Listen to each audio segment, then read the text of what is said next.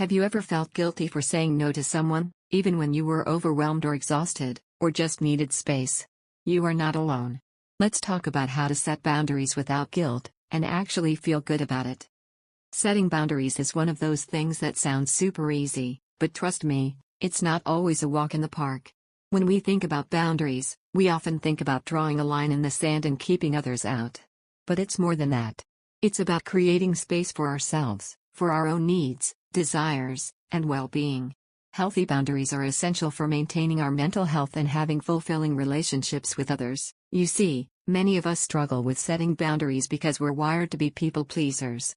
We don't want to disappoint others, or we fear that they might get upset or angry with us.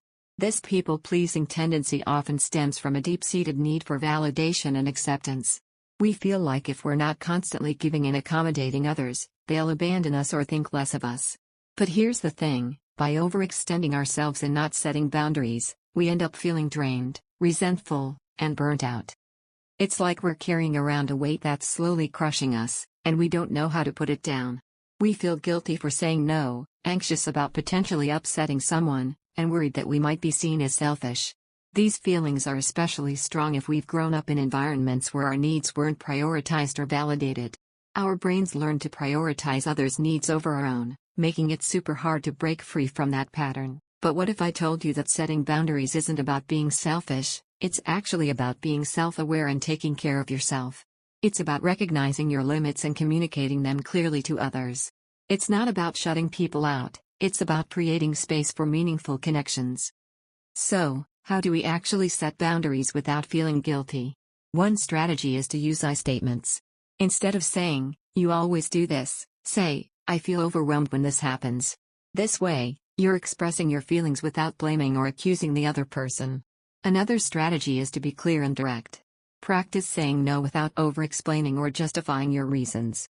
You can simply say, "I'm not available for that right now, thanks." Practicing self-compassion is also key. Remember that it's okay to prioritize your own needs. You're not being selfish, you're being necessary. Treat yourself with the same kindness and understanding that you'd offer to a friend in a similar situation. But here's the thing, setting boundaries is a journey. It's not something you master overnight. It's a process of learning, unlearning, and practicing. And sometimes, it means facing pushback or discomfort from others.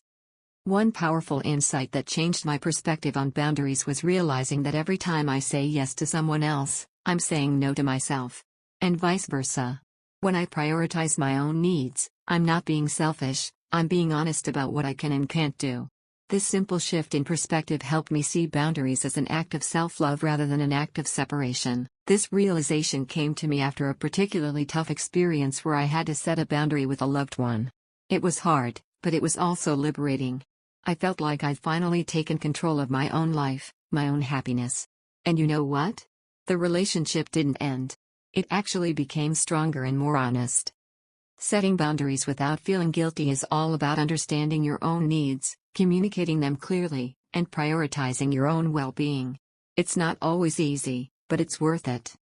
If you've struggled with setting boundaries, I'd love to hear about your experiences in the comments below.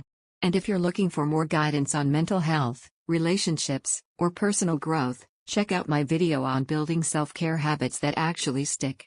Thanks for watching, and don't forget to subscribe for more insights on self-development, communication, and building healthy relationships.